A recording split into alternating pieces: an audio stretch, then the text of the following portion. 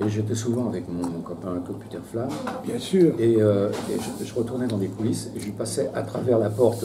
Il venait me rejoindre et on a vu je ne sais combien de spectacles comme ça gratuitement. Les musicoramas. C'était tout, même le fameux Brel, le dernier spectacle qu'il a fait. J'ai vu Piaf aussi. Le dernier spectacle de Piaf, ça m'a marqué, je ne peux pas oublier. Piaf, Brel. Beko. Piaf, on l'avait vu à l'Alhambra aussi, à la République.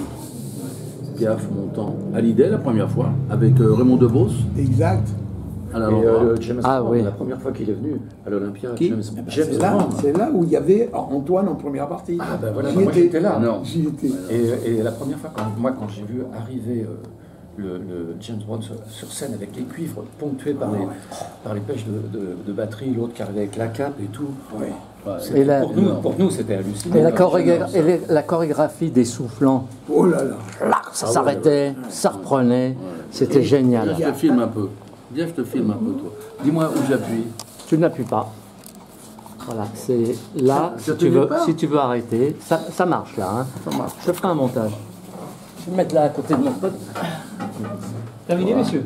Oui, d'abord, la maître d'hôtel en chef, quand même, il mérite un petit spot, voilà. Si on mange bien, c'est grâce à vous, quand même. Voilà, c'est grâce au cuisinier. On est dans un petit resto très très sympa, végétarien. Donc, au Musicorama, j'avais vu, il y en avait plein des grosses stars.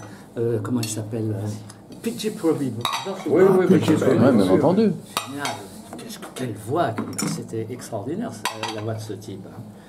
Il y avait James Brown, le guitariste gaucher qui jouait avec ses dents, tout ça, il est hyper connu. Il me laissait pas seul, les mecs. Ah, oui, c'est vrai. Et si, bien entendu. Jimi Hendrix, bah énorme. Alors, j'étais avec un copain qui était guitariste, et vers la fin de son... Comment on appelle ça? De son show, Jimi Hendrix casse sa guitare, la pose là, et il met le feu. Il a fait cramer sa guitare, et l'autre il pleurait, il dit c'est pas possible, cette guitare, oh là là là là, il avait les boules. Franchement, il avait vraiment... C'était Jacques Martin qui présentait quasiment presque tous les musicoramas. L'excellent Jacques. Alors moi j'ai vu, je crois, le musicorama, l'unique musicorama d'un grand bonhomme, Otis Redding. Non, bien entendu. Bien sûr. Bien entendu. Oh là là là là. À chanter. Énorme. Quand il Try a Little Tenderness. À chaque fois, il citait un des musiciens, il disait le nom et il disait, par exemple, James Dungeon, Try a Little Tenderness. Et il se mettait à genoux d'un seul coup avec son sax, il tombait. Ouais, énorme. Il citait tous les musiciens, ils finissaient tous à genoux en train de jouer. Mais Otis Redding, on explosait. Otis Redding, on dirait...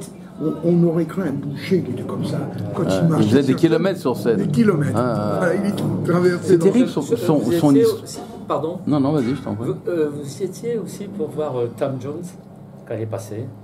On a lu les Rolling Stones, j'ai fait des super photos des Rolling Stones. Tom Jones aussi. Énorme. Ouais, il était bon, lui. Excellent. Johnny Mathis.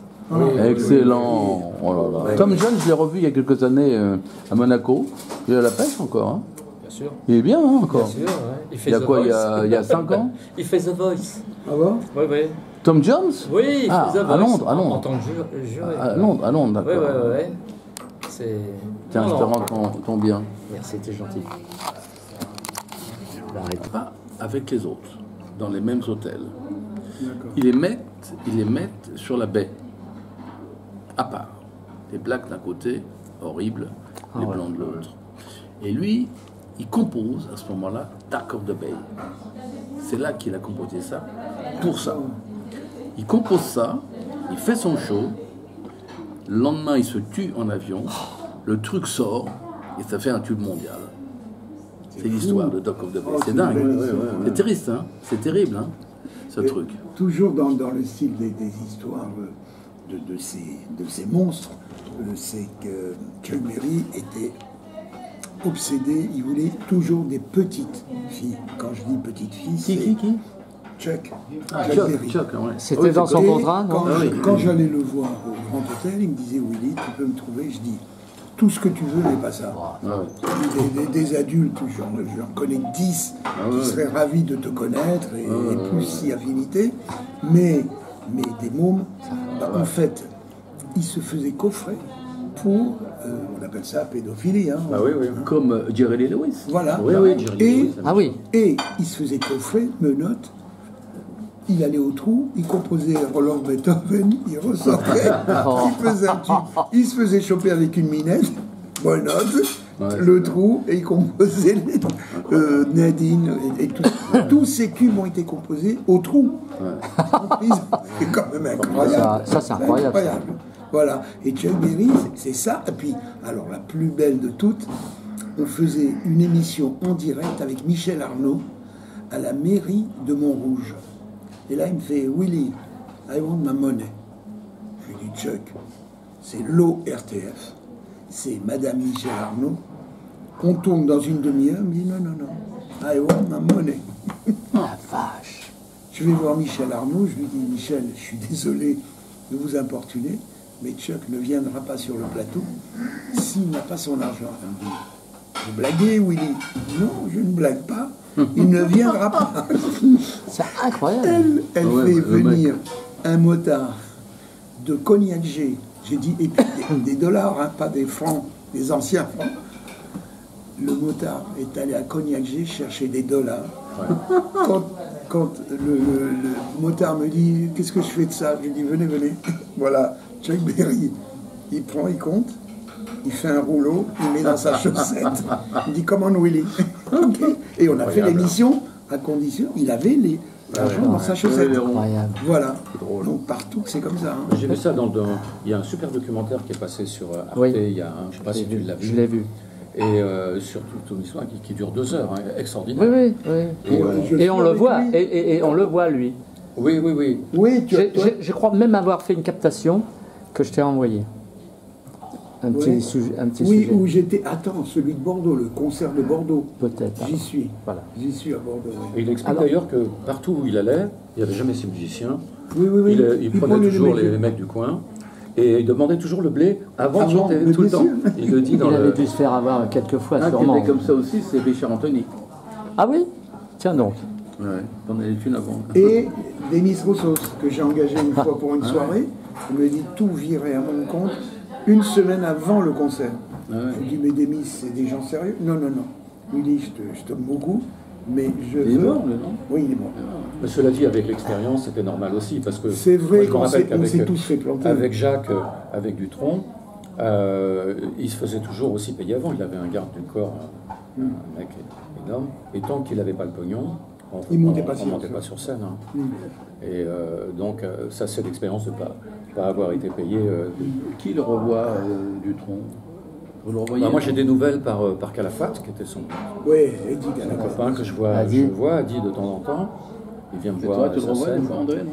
Il habite à 1 kilomètre à vol d'oiseau de chez moi. En Corse? Oui. En Corse?